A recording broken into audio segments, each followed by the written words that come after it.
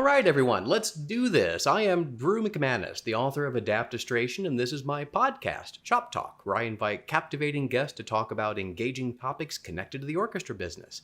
Today's captivating guests include Kenji Bunch. Kenji is one of America's most engaging, influential, and prolific composers. Through an expansive blend of classical and vernacular styles, Bunch makes music that the Washington Post called clearly modern and deeply respectful of tradition and instantly enjoyable. Cited by Alex Ross in his seminal book, The Rest is Noise, Bunch's wit, lyricism, unpredictability, and exquisite craftsmanship have earned him acclaim from audiences, performers, and critics alike. His interest in history, social justice, and cross-cultural connections mirror the diversity of global influence on American culture. His music has been performed on 6 continents and by over 60 American orchestras and has been recorded numerous times. Recent commissions include premieres from the Seattle Symphony, the Oregon Symphony, the Lark Quartet, the Britt Festival, Music from Angel Fire, Chamber Music Northwest, the Eugene Ballet, and the Grant Park Music Festival. That's like in the last month, right? Yeah, just one. He is also an outstanding violist. Bunch was the first student ever to receive dual Master of Music degrees in viola and composition from the Juilliard School and was a founding member of the highly acclaimed ensembles Flux Quartet and Nextworks.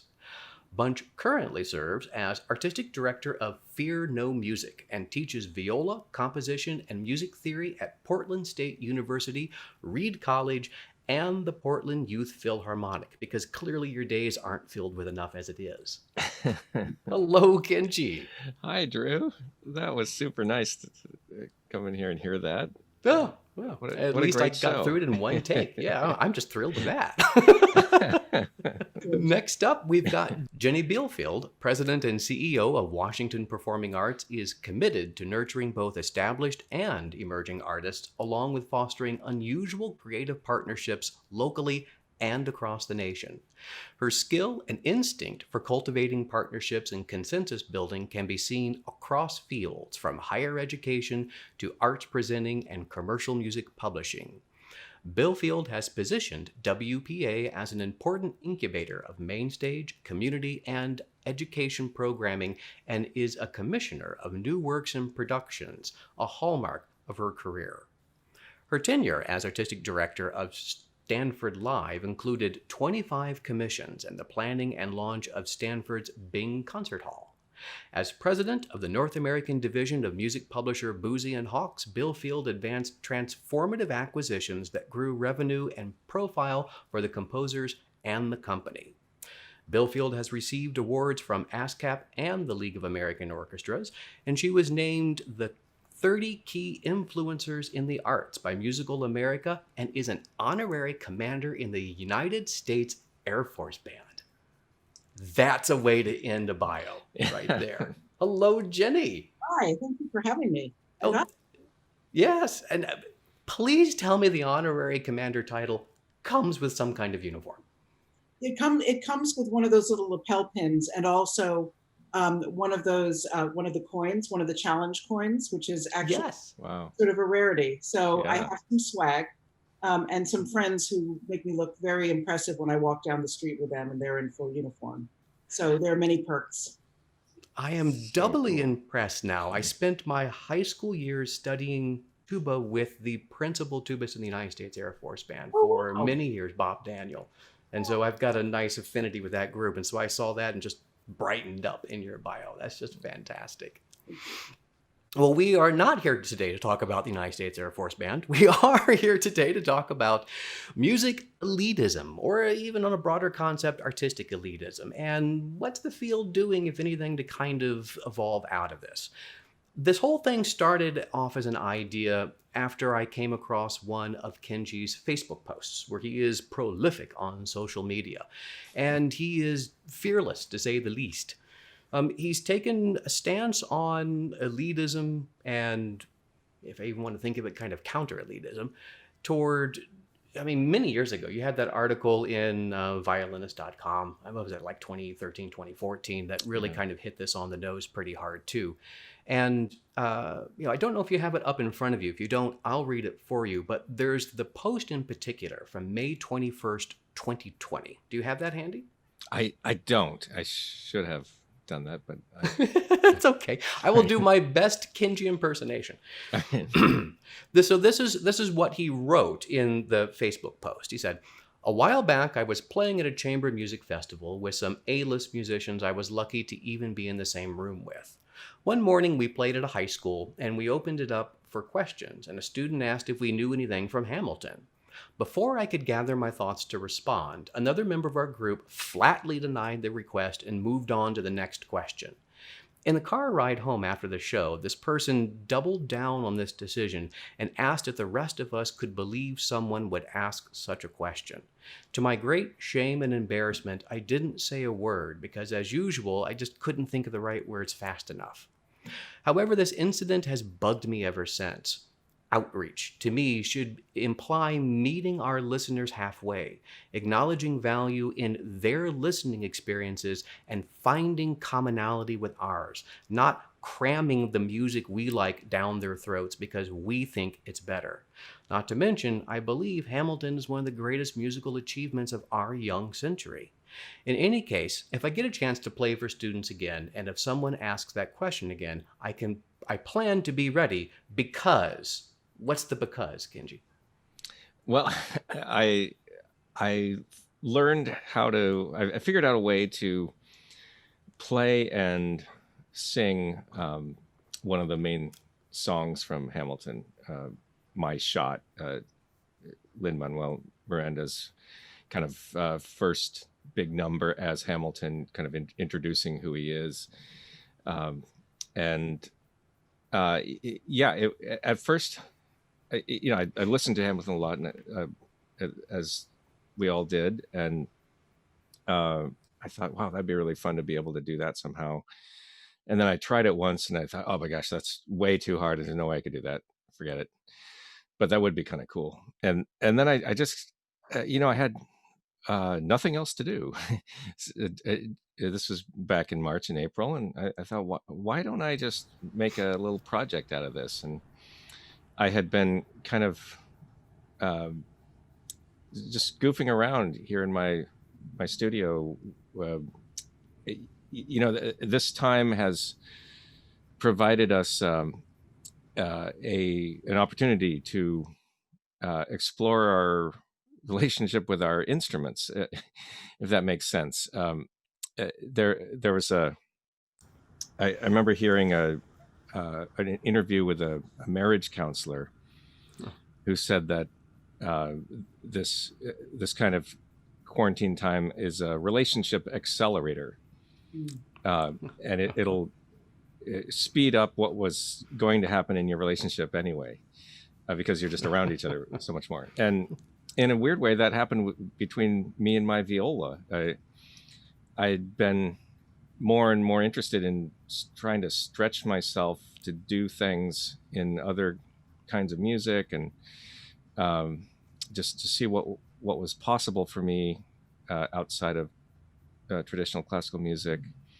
I enjoy improvising. I play in different styles, and so I thought, if I could somehow work on this enough to be able to do it reasonably fluently, that could be really fun, and kind of make the point that this is amazing music worthy of time spent practicing and struggling and getting out of my comfort zone and giving it the respect it deserves to put that kind of work into it. And the end product of that is pretty spectacular, and you've been nice enough to share the video from that. So let's watch that really quick. I am not throwing away my shot. I am not throwing away my shot. Hey, I'm just like my country. I'm young, scrappy, and hungry, and I'm not throwing away my shot. I'm gonna get a scholarship to King's College. Probably shouldn't brag, but dang, I'm amazed and astonished. Problem is I got a lot of brains, but no polish. Gotta holler just to be heard with every word. I drop knowledge, I'm a diamond in the rough. A shiny piece of gold, trying to reach my goal. My power speech unimpeachable. Only 19, but my mind is older. These New York City streets get colder. I shoulder every burden, every disadvantage. I've learned to manage. I don't have a gun to brandish. I walk these it's finished. Plan is to fan this spark into a flame, but damn, it's getting dark, so let me spell out the name. I am the ALEXANDER. We are meant to be a colony that runs independently. Meanwhile, Britain keeps on us endlessly. Essentially, they tax us relentlessly. King George turns around and runs a spending spree. He ain't ever gonna set his descendants free, so there will be a revolution in this century. And I watched the video before actually reading the post, because my wife came in and said, you have to see this. And so I'm like, okay, that's really cool. But then when you read the context of everything that Kenji just gave us some more information about, that makes it not just cool, but it makes it poignant. Jenny, you've got so much experience in so many different sectors in this field, especially. You know, you've got, I think, a very unique perspective on this as well, too. Well, you know, Kenji's post really fired me up, because, you know, we all think about those moments where we had a chance to, we might have had an opportunity to be that sort of agitator within a sort of groupthink. And I think that this certainly traces back to a theme for me throughout childhood, because I grew up listening to Stravinsky and Herb Alpert. My mother especially had very eclectic taste. And it wasn't a question of high art, low art, good. It was just, these are great artists across different genres. We listened to great hula music. We listened to standards. We listened to all sorts of music. So I didn't have this sort of opinion, you know, sort of like children are pure, and then it's the rest of the world that begins to sort of define and put them in buckets. And I certainly sensed this. I mean, I was sort of defiant in college studying composition, but also going to dance parties. And I had sort of separate groups of friends. You know, when I was studying composition at Penn, the composers, the grad student composers that I'd hang out with, and we'd listen to all sorts of arcane stuff. And then I would go to parties and dance. So I always maintained the interests, but it was sort of bifurcated, because there was a lot of judgment around, you know, Jenny's taste and Michael Jackson and the Bee Gees and all of this. You know, and how could, somebody once said to me, a very serious composer said, how can you like both? Like, this is great art and this is garbage. I was like, no, this is great art in a different genre. But I was always in this battle. So as years went on, you know, jumping to my time at Boozy and Hawks, as I headed the serious music division, composers and repertoire division, and then became president. I remember going to this sort of strategic planning meeting in London, and our colleagues from Germany, London, from Berlin, London, and New York were there. And I don't think that I had been, no, I had been named either general manager or president at that point. And the idea was to talk about genres that we might be able to add to the catalog that could expand our reach and, you know, look at different revenue streams.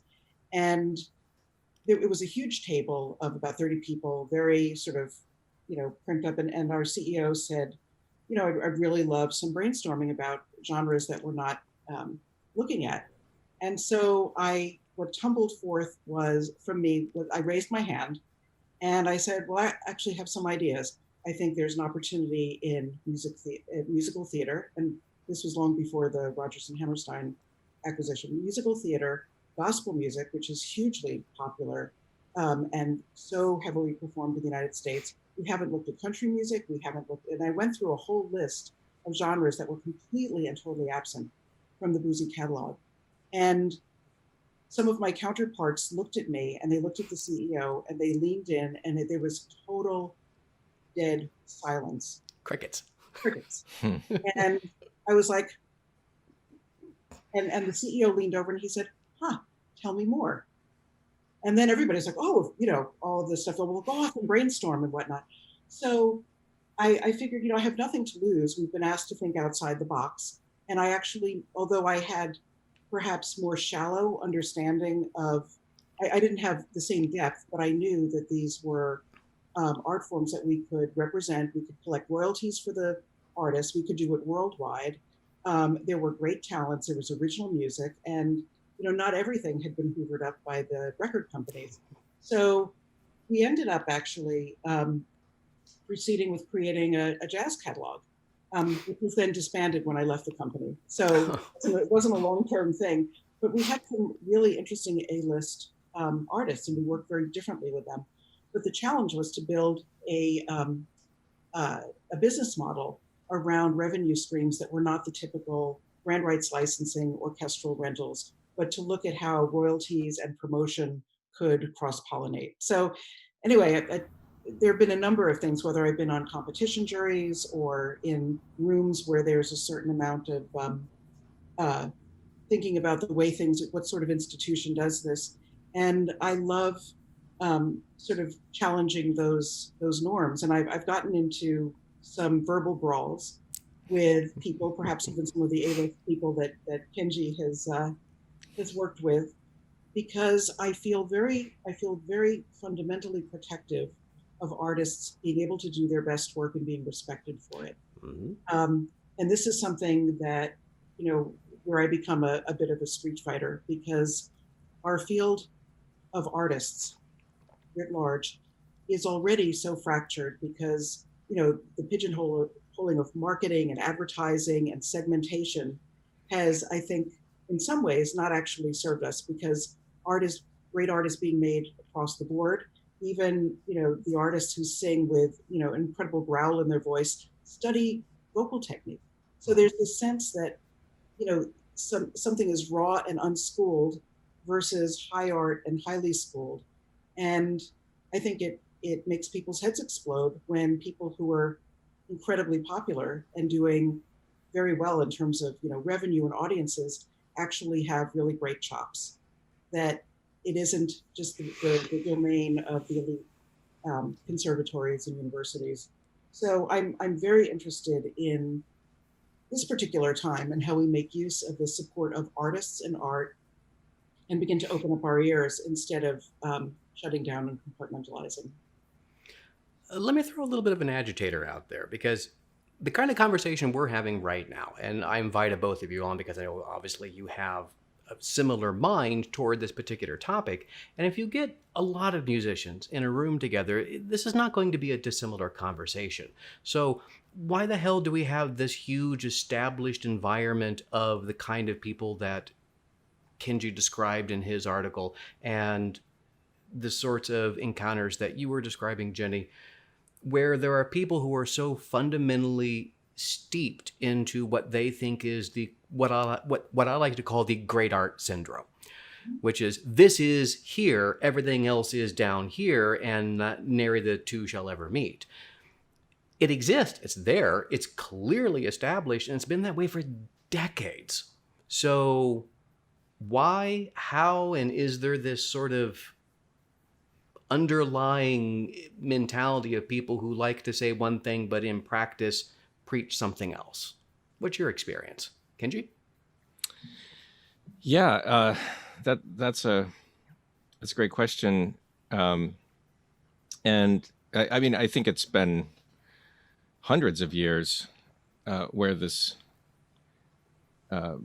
hierarchy has existed. It used to be the church and the folk music, or the court and folk music. I think the 20th century really kind of threw a wrench in everything because of recording.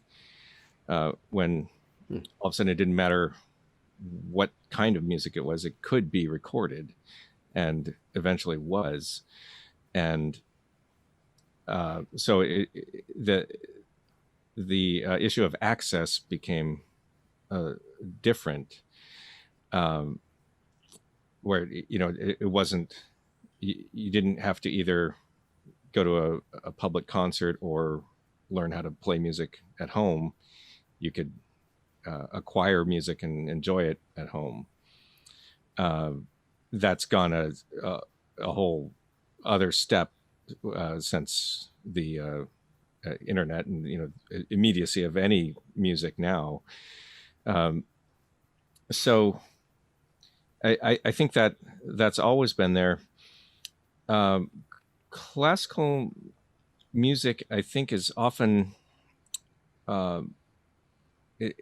it's kind of like the golf of sports.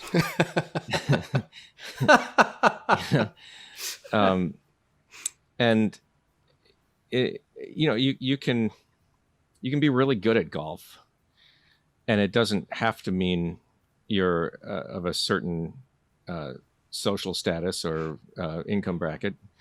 But it's hard to be really good at golf if you're not, because again, it's an issue of access to the training that you would need, just the amount of time on a golf course, and golf courses are expensive to get time on.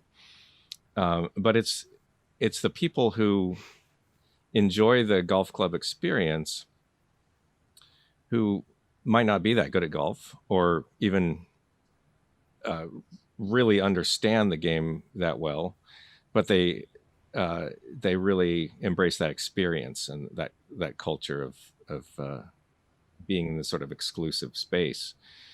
And I think that exists in the concert world. Is that a fair thing to say? Everything is open. You can make any comment you want. It's all fair. But yeah, I would definitely agree with that. And I think the direction that you're headed with it.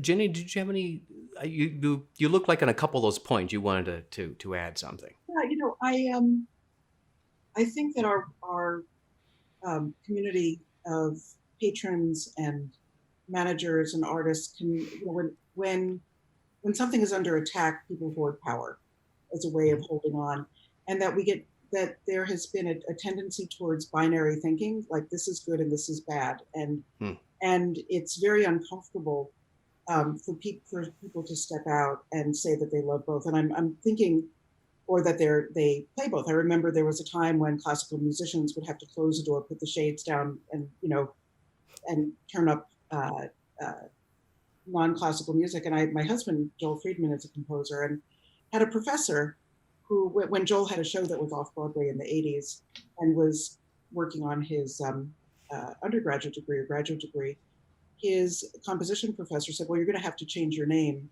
if you want to write that crap. Because you can't write, concert music and musical theater. And this was such a prevailing, and this is someone who went on quite a bit of power in the field. So you think about who is in charge. The same conversations happen around structural racism, right? It's like, who is setting the tone for an organization? And if there's a governance structure that reinforces a certain behavior, and there's an artistic mindset, and then there's a managerial mindset, then it becomes kind of an impenetrable kind of trifecta. So, however, I don't really think that it is attributable to the audience. I think that audiences can be excited and enlivened when there's an institutional commitment to engaging in many different art forms in a really compelling way. But if there's marginalization and it's apologetic, then that's never going to convey an institutional commitment. And one of the things that I'm reminded of when we did the Shift Festival in partnership with the Kennedy Center, the Boulder Philharmonic was the first orchestra on the first version of the festival.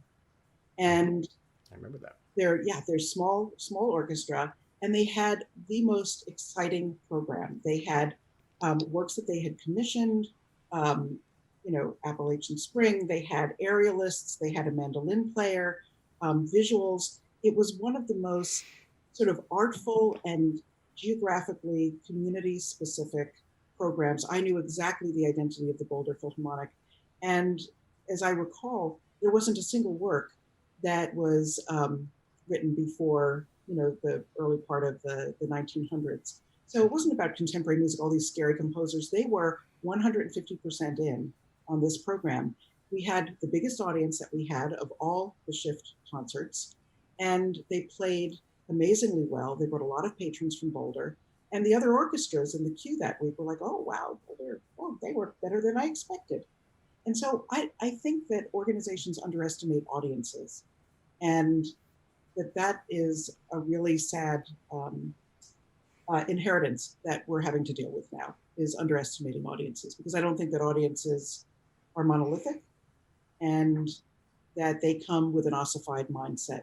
it's like many other things. You surround you hear the same thing over, and you become closed down. So we have a lot of work to do. You've used two of my favorite words so far, which are ossified and bifurcated. Right. But do you remember, Ginny, back in like 2000 dickety something, that thing that we did about composers in residence? It was for New Music Box. Right. Right. And that to me was one of those conversations that I was biting my tongue for most of it, because it touched on the thing that you just hit on now, which is where I was kind of leading with my earlier question of gatekeepers in the field. They're still the people who have to make the decisions, because they're the ones that either have access to the money, or they are the money, one or the other, or they are the artistic control. And it still is a very tight bottleneck. And to a large degree, you can have a sea of change in thought throughout the field among the artist or even the consumers on the patron side of things. But if those gatekeepers at the bottleneck really haven't changed their mind or see value in something, we get the kind of conversations we had 15 years ago, where that conversation and the topics that were involved were, by that point in time, even out of date. Yes. And what I would say about patronage as well is that there's an assumption that basically patronage is white, that it comes from a community of very white people, as opposed to people who go to see, all sorts of pop things, or, rock or jazz or whatever. And there is so much money that is being left on the table because people are not being engaged or welcomed by programming or consistently. You can't have one program and then all of a sudden people that you never see appear and they start, writing checks. It doesn't happen that way. And people can smell inauthenticity, a mile away. So, but the organizations that really have cultivated that sense of inclusive thinking, whether it's in programming, in governance, in staffing, in throughout their programs completely, will see a great deal of buy-in over time, but it takes that will. And yes, for the gatekeepers, it's the power sharing, it's the gatekeepers, it's flexible mindset. But there's a lot of money that classical music, structure is not seeing, because it presumes that there's not money to be seen, and it is so freaking wrong that it blows my mind. Or they even don't want it. I've encountered more times where that's happened, where the money's there and they've said, nope, just not interested. Sorry. Wow. Kenji, and I'm watching flashes of both pain and realization across your face with some of these. I mean, do you have something specific on that gatekeeper topic? And I know this is a sensitive topic, because you are that person who has to deal with gatekeepers, and it very much influences your career and success to a degree. I'm curious if you've got thoughts you're able to share with us. Well, that's true, that my career is at the mercy of gatekeepers. But I've been thinking about that a lot lately, because I have, in a small way, become one myself as the artistic director of a new music ensemble out here in Portland. And I made the decision this season, a programmed a season of 100% music by Black American composers, and still managed to keep it at a gender 50-50 split. And what I realized was it was actually not that hard to do that, and it was almost embarrassingly easy. And I've been getting some very nice praise for doing this, but I also feel weird about, like, I should have thought of that years ago, and it should be normal. We should normalize this, right? Not celebrate it. And what's interesting is a lot of times these decisions of why something like this isn't possible is, well, it has to be music driven, and it has to be led by the quality of the music and artistic excellence. Yeah, right. And that's so silly, because what that really translates to is you have to have this very specific list of things on your resume to show the gates that you've been able to enter. Here are my keys. Yeah. It's like a funny thing happens with young composers when you want to have a piece of an orchestral piece performed. You have to demonstrate an example of your orchestral writing. Right. Well, how can you do that if you haven't had the chance to have an it's this chicken or the egg thing. Circular logic.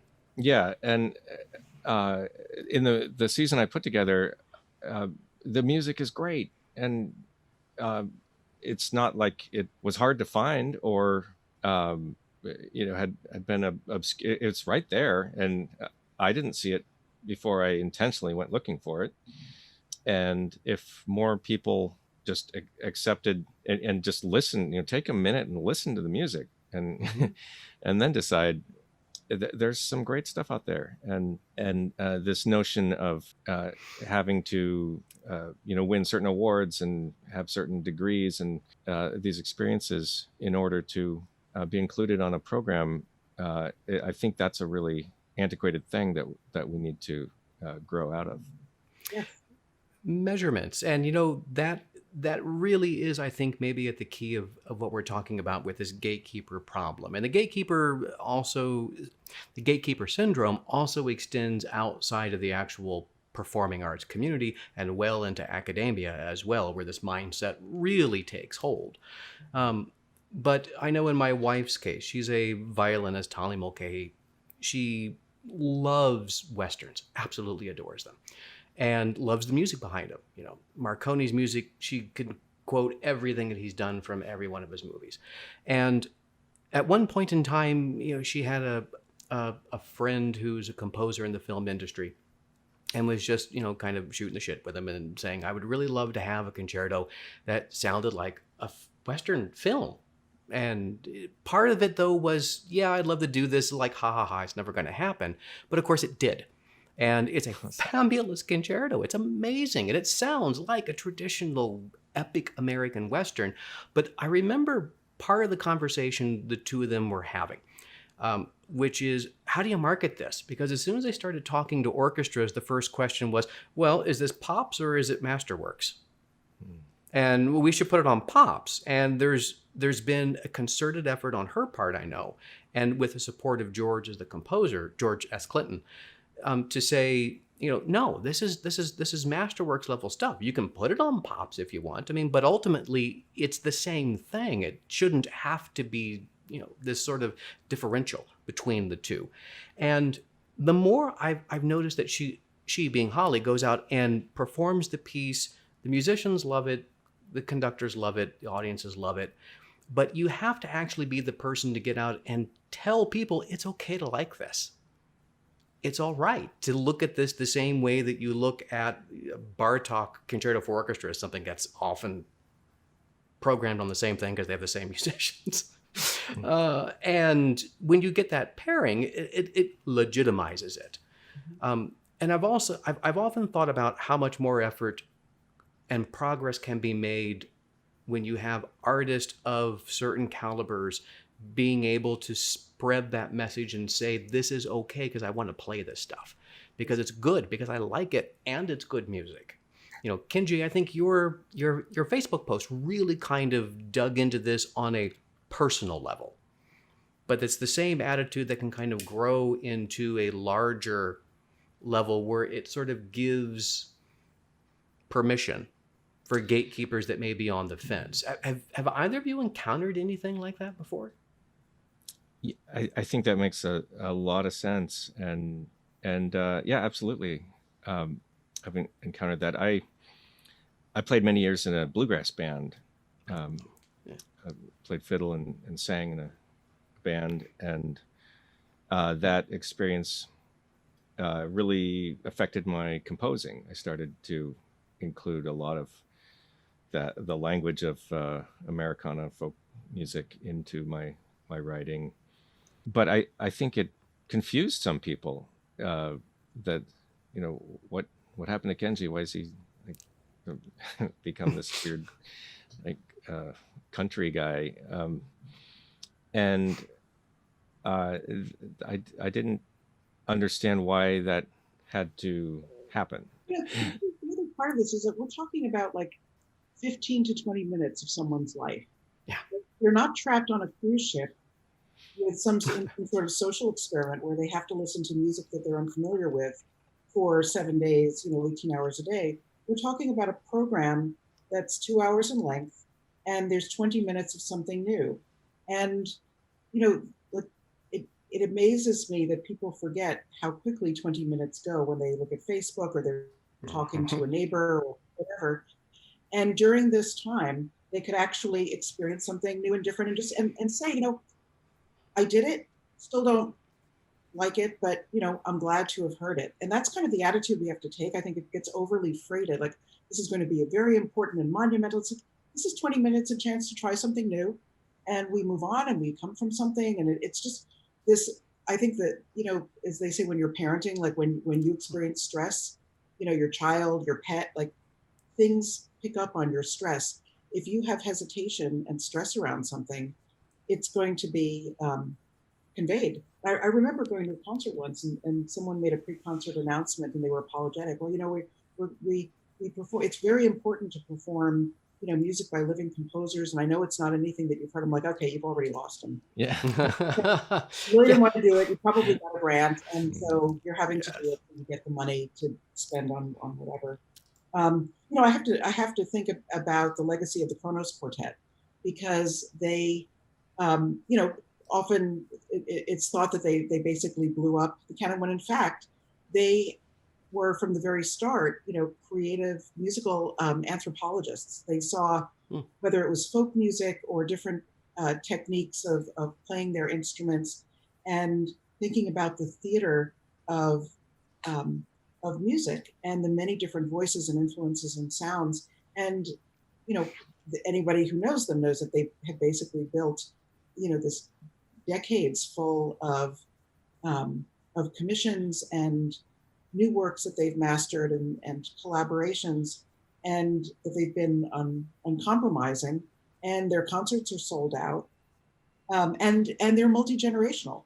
So you'll find people who are super young and well into their 80s, and that's what I've seen in every place that I've worked with them.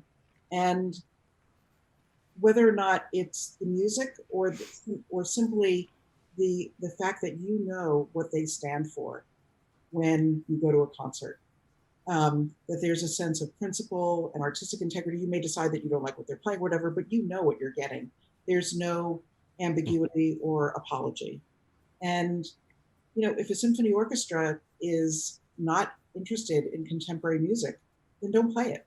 Like, the last thing we need is an apologetic grandchildren. But if you are, like, embrace it. Make sure that the composer is known by every kid in the school system and every patron that has had a cocktail with them and a dinner beforehand and all that. Like, that's, and I love what Holly's done. This is the Rose of Sonora, right? Yeah. Yeah. So, you take an artist like Holly, who has been 110% in with that work and the project, and tracking it for the whole time and studying it and launching it and performing it. Like, that's the sort of, all in that becomes magnetic. Like, I want to hear the piece. I want to hear the piece live. I'm excited because she's so excited, because she's invested. And I've seen the pictures of her with George. Like, I want to know.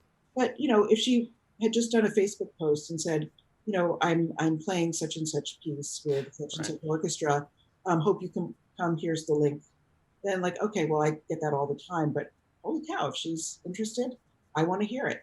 And that's what we need. We need the evangelists who are all in, and they can't imagine why you wouldn't want to hear this fantastic thing that they're doing. Full stop. Yeah. Or don't do it.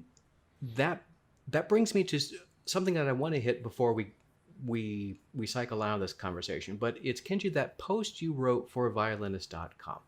And this is, I'm just going to excerpt a little bit of it out of context even, but I think it stands well enough on its own. Is it possible that such a Eurocentric worldview is somehow dated and limiting, if not frankly racist? We let out a unison condescending chuckle when anyone misunderstands the minutia of our craft, but then we turn around and say things like, rap isn't music. Now, let me pivot that into an idea. And Kenji, you're in academia, so you get to shape young minds into what will be the future. And Jenny, you get to rub elbows with people who are gatekeepers, because you are a gatekeeper. Is, you know, if you're looking at new music and you're looking at even what an individual or artist or a chamber group can do, have you ever looked at them and say, this is great what you did in this traditional vernacular. Now, what can you do with this pop artist? Yeah. I mean, I have talked in person with classical musicians who will say with a straight face that they don't think rap is actually music. I mean, that's a real thing out there. And I don't think it's, I think there are enough people out there who feel that way that it's worth observing. It's tricky, and I wrote this back in, I think 2014. It was during the Winter Olympics, when a guy who won a gold medal in figure skating was on the Today Show and randomly played something from Suzuki Book 4 on the violin, and it was really cute, and good for him. He's not a violinist, but whatever. He did his thing, and it was great, and just the amount of just vitrolic deluge bile? of about how bad he was and why did they do it, and that's not helping, art scars. And it reminded me of a couple experiences. Well, it reminded me of this one experience that itself reminded me of something that happened to me when I was a kid.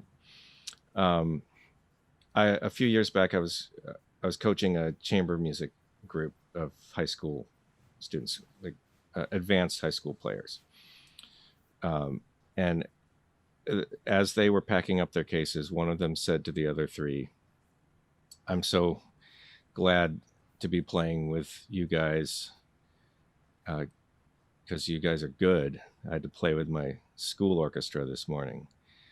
And I just remember this chill just went over me when I heard him say that. And I didn't say anything in that moment. I don't think fast enough to like call people out for stuff like this, but it reminded me of when I was in high school.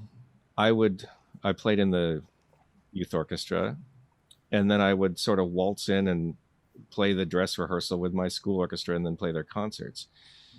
And at the time I thought I was somehow doing them a favor by doing that. And looking back, like, what kind of a jerk was I? Like, couldn't I just invest enough in that? If I'm going to get credit to be in the orchestra, shouldn't I actually have to show up and be there? And but where did you learn that behavior? Yeah, exactly. I think that's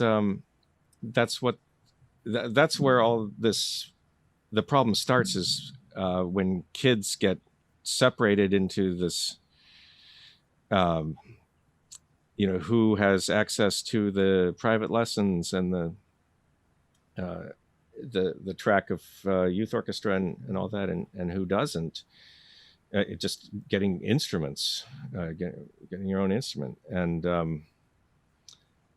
that's why they don't like us. That's why classical music. I think 5 years ago there was some kind of study, and the most disliked genre of music was classical music. Huh.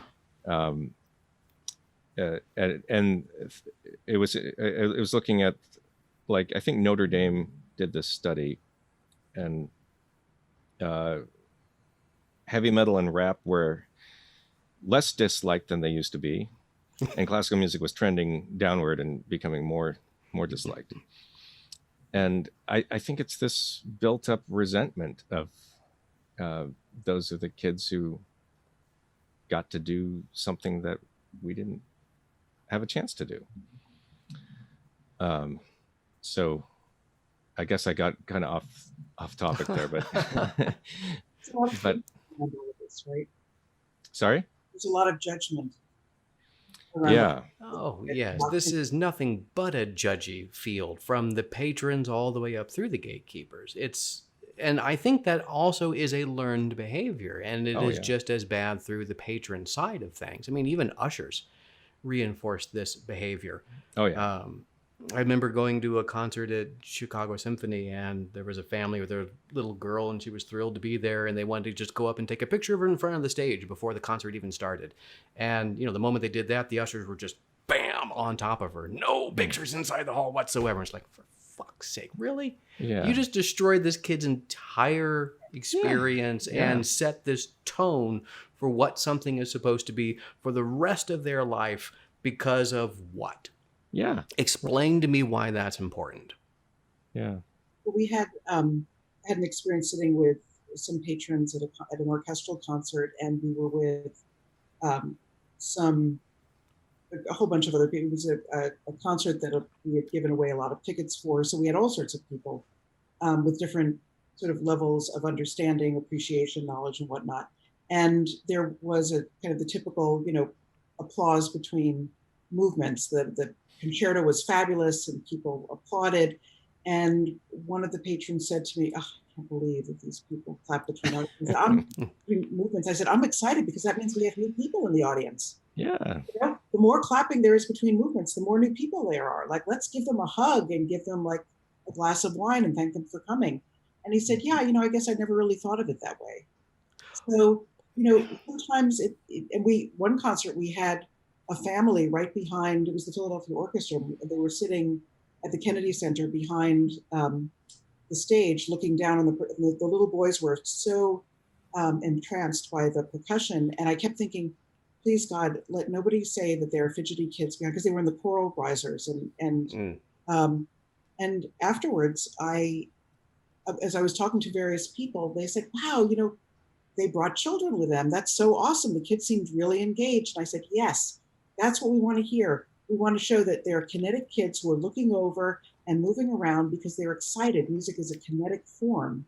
So here they are in their purest form. They had gotten discounted tickets. The parents wrote to us and thanked us. But between the pricing structures, the rigidity of customs that we know is a very exclusive thing, it just reinforces all across. Yeah, okay, you caught me. Kenji's piece wasn't the impetus of this topic. It was actually further back than that, with a Facebook argument, very public, that I got into with the Principal Lobo from San Francisco Symphony. That started off with his post where he listed what he thought were the most humorous, pithy responses from conductors who responded to an audience member who clapped between movements. And yes, there is that concept of a question, and I was just going to let that go and move along. But what really triggered me with this was the volume of responses to it. And that was the thing that really kind of sent me off over the edge, where I thought, okay, I'm just going to be a provocateur on this, and I'm really just going to try to turn the screws. And the very first question is, how do you think the people who heard that felt? Yes. And the one thing this field does a very bad job with is empathy. Anything empathetically driven is difficult on every single level. And so, I mean, yes, we can all throw on all of these stories of one negative experience, and you look at it from the outside in and think, oh my God, how did this happen? But there's still, I still haven't cracked this code to, how do you start to make a dent in this in any kind of appreciable way that I'll recognize a change before I die? That's all I'm looking for here. It's a lot of small steps. You know, it's who you're hiring, and as the gatekeeper, like, do you continue to hire someone who shames people, who makes people feel terrible? Like, you know, the same. We could get into the whole Me Too thing as well. That goes on backstage, and yet people keep getting invited to perform, and there's a certain level of tolerance and assumption or resignation that's built up. But that's a really good point. If someone behaves badly and shames an audience and offends people, they don't get hired. I mean, there's not such a paucity of talent that we don't have alternatives. We get to work with people we want to work with, who embrace our values. And if our values are exclusive, then there are enough people to do that. If our values are inclusive, then you're going to have someone who turns around and smiles at the audience and acknowledges that they've clapped and continues on. And I've seen some wonderful conductors on our visiting orchestra who turn around and they smile, or a pianist who will look over, or a violinist who pauses, and a brief acknowledgement. And it's lovely. And I understand the mindset and the flow of concentration. That might be something to share with audiences. Is to say somebody running a marathon needs that concentration, and that's why they don't take detours. They continue because it's their training, and it's the same thing with musicians. If someone would explain for a particular artist why that sense of concentration is so spiritually and mentally important, I think the audience would understand. We can't expect that people. And Kenji, that goes right back to you, because you've prepared something now in that story that we started all of this off with, where you've got this video of now when you're in that situation again, and someone asks you to play something about Hamilton, guess what you did? You put this together and can do it. Yeah, it's way harder to do it live. But I've done it a couple of times since then, and I think it sticks enough. I can actually do it. But I really try to stretch myself that way. You mentioned empathy, and I think that's so just right on for what's missing. And my kids are doing online school like everybody else, and there's a new class, kindergarten and third grade. All the grade school students take social and emotional learning. Really? Yeah, it's fascinating. It's a thing, and it's all about learning how to be people with each other, like to treat each other with empathy and as human beings. And we don't get that in a field that's so achievement driven. And wouldn't it be great if there was like a violin competition where one of the rounds was you had to talk to the audience about the piece you're going to play? Oh my God, yes. Something like that, where you have to actually interact with people and sell the music to them, or explain why they should be interested in what you're doing, other than the fact that you can play the fingered octaves and all the crazy technical stuff. Actually, Conservation Guild does that a little bit with their competition, because they have the artists speak about the program and why they picked the pieces and what was special about the pieces. So that's actually been sort of baked in, and it's a really compelling part of that competition, but it's a rarity. Yeah, that's so cool. That's great. I think if there was more of that, and at the conservatory level also, it's an issue. I like to say that I received an excellent education 20 years ago by musicians who were at the top of their field 40 years ago, in a music world that existed 60 years ago. and it's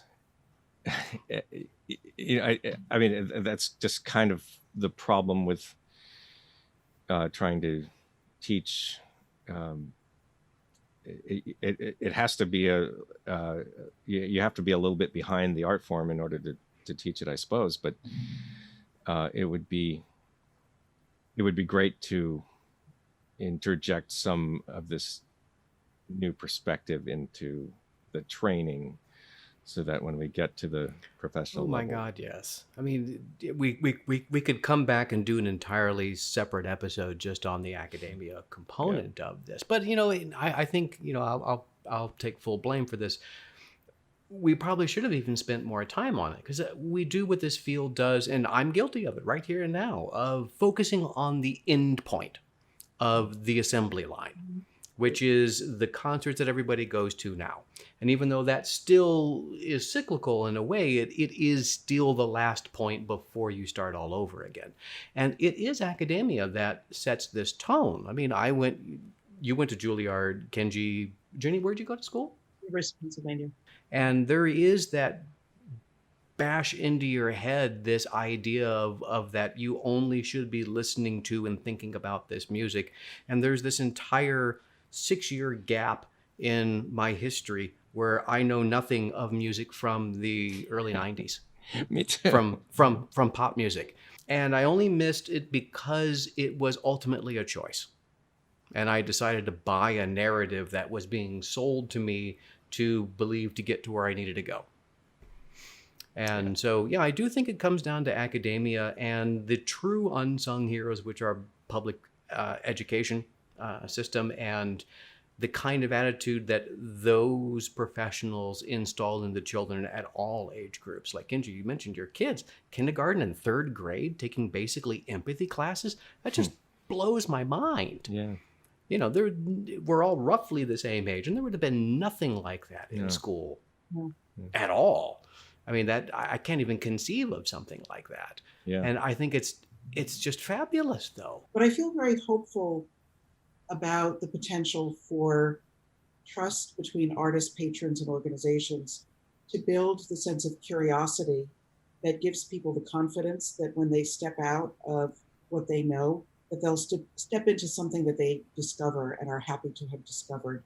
And with the trust that can be reinforced over time and over examples of nurturing. I mean, I think that the social and emotional learning is for everyone. It's anyone who's deeply influenced by social media, who is figuring out how to forge authentic relationships. I mean, I think there's a lot to be done in building trust and the capacity to communicate that is going to get us through this. So, we all have a chance to do that, right? I mean, this podcast has opened that door and holding people accountable.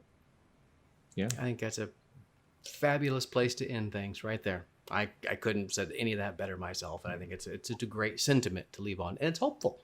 Hope. That's right. Hope. Yeah. It's coming back. one bunchkin at a time.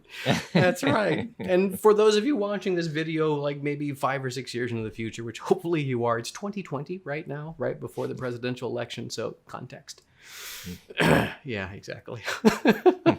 Well, before we go, any final words, pearls of wisdom you want to leave people with? Kenji? The notion of outreach as an extension where you're meeting someone halfway. It's not you show up and they're automatically impressed by you. It's that it's a discussion, and you want to find out something about them, actually be curious about them. And if you do that in an authentic way, they'll be curious about what you're doing. Jenny, last words? Just picking up on the word that Kenji used that always resonates with me is authenticity. And it's not just striving for authenticity, but also accepting other people's authenticity without judgment. And hopefully this time has crystallized the need to do that and to have that dialogue and sense of curiosity. So I think what we're saying is for the next 2-3 years, the two of you should basically just make all the decisions for the field entirely. Hey. Yeah. Just kind of a mass correction to get, just at least shove the Titanic a little bit to the side. Well, on that note, I want to thank both of you very much for taking your time out on an evening. And, for folks, if you've seen the background, you've probably seen the sun set on Kenji's beautiful background for where he's at. And, it's super late where Jenny is. Kind of late. Another 4 hours. Kind of late. I'm in Chicago and it's turns dark now at 4:30. Yeah. Yeah, it's I very much appreciate the time that you've taken out to chat with all of us, and I am sure we'll find ways to bring you back in the future. So thank you everybody for taking your time to watch this, and I hope you were able to walk away with something equally useful as well. All right, take care everyone. Bye-bye. Sure.